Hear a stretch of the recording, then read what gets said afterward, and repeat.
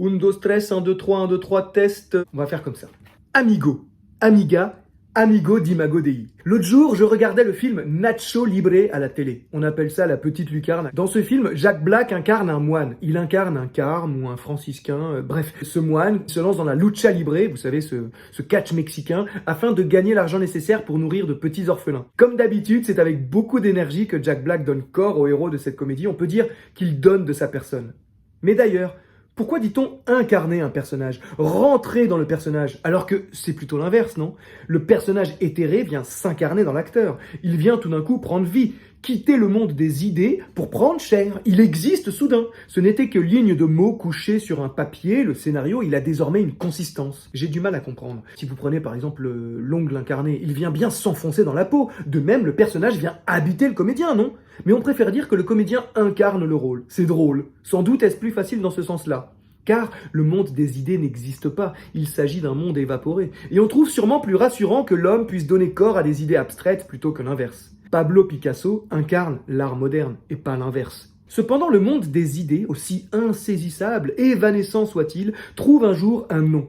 Noosphère. Noosphère, la sphère des idées. C'est Teilhard de Chardin qui l'a baptisé ainsi, ou bien l'Ukrainien Vernadsky, ou encore le roi. On n'est même pas sûr de qui a véritablement trouvé le nom. Les idées, justement, ça va tellement vite, on oublie qui en a la paternité. Elles se propagent, se rencontrent, s'accouplent, posent ici et là de nouveaux petits concepts. Bref, la noosphère est vivante finalement. Une idée, c'est immatériel, on est d'accord. Mais ça peut clairement devenir tangible, s'incarner. On le voit par exemple dans l'architecture, qui va remodeler la planète aussi sûrement qu'un glissement de terrain. C'était ça la découverte de ces intellectuels. En plus de la géosphère, de la biosphère, il est une couche supplémentaire, celle des idées, laissant des traces bien présentes. L'art, c'est une empreinte humaine. L'art, c'est la trace de l'idée. Elle s'incarne. L'art ne reproduit pas le visible, il rend visible, disait Paul Klee. Et c'est la clé. En effet, l'artiste rend visible les personnages mythiques, les rôles des classiques antiques oubliés, les tragédies grecques tout d'un coup reprennent vie. Il est même capable de préfigurer le futur. Formidable pouvoir du cinéma, du théâtre, de l'art. L'artiste, pour donner consistance aux idées, leur prête sa chair, ou tout du moins son bras, sa main. S'il est peintre ou sculpteur, l'artiste prête sa chair, mais la peinture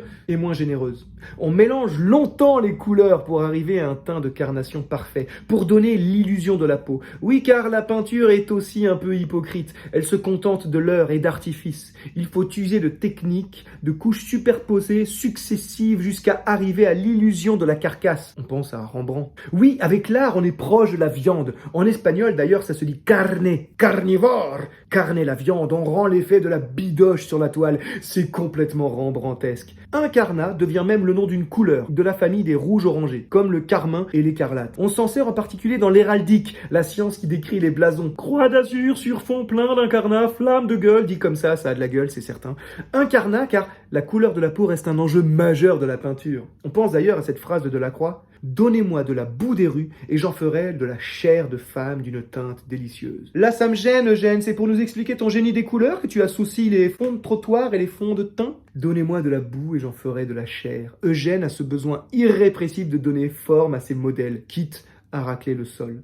En 1838, c'est un autre Eugène, Chevreul celui-là, qui va créer un nuancier appelé nuancier de Chevreul. Clairement, lui, sa paternité est établie sur l'idée de ce cercle chromatique qui permet aux savants chimistes de distinguer les couleurs de manière révolutionnaire. Là, on parle de 72 tons et 14 400 coloris, à partir des 3 couleurs de base seulement. Pour l'incarnat, ou son dérivé, l'incarnadin par exemple, on mélange des pigments naturels d'origine végétale et animale, à base de garance et de cochenille. Je vous raconte pas l'odeur, mais on n'est pas là pour faire des synesthésies. Bref, cela permet des teints parfaits. Cependant, faut avouer que cela correspond seulement au teint du bon gros belge, le caucasien de base quoi. En termes d'incarnation, c'est assez ethnocentré. On sait faire la couleur de la peau, bravo, mais que celle des blancs. Heureusement, les teints cireux d'Eugène Delacroix au moment du massacre de Scio changent la donne. Ils sont inspirés de Gros et ses pestiférés de Jaffa, et on arrive désormais à des teintes nuancées, voire métissées. La peau brune arrive dans la peinture, on parle de peau basanée. Cela vient de basane, le cuir utilisé pour relier le livre la Bible. Cela faisait déjà un moment que la représentation de Jésus, par exemple dans les icônes, oscillait entre le type brun oriental, ou voire carrément noir, et le type européen breton. Mais l'arrivée de ces peaux basanées dans la peinture classique européenne, néoclassique, les odalisques, Delacroix nous menant à Manet, bref, tout cela a bien sauvé la peau de la peinture, la peau basanée. Surtout que c'est l'été et qu'il va falloir bronzer. Mais trêve de digression sur l'incarnation. Je digresse, et quand on digresse, on parle de culture hellénistique. Pour en revenir à Nacho Libre, le personnage de Jack Black finit par tomber amoureux de la jeune et belle espagnole du nom d'Incarnation. Incarnation. La boucle est bouclée. Le cercle herméneutique, lui, est toujours ouvert. Rentrez dedans à pieds joints avec Imago Dei.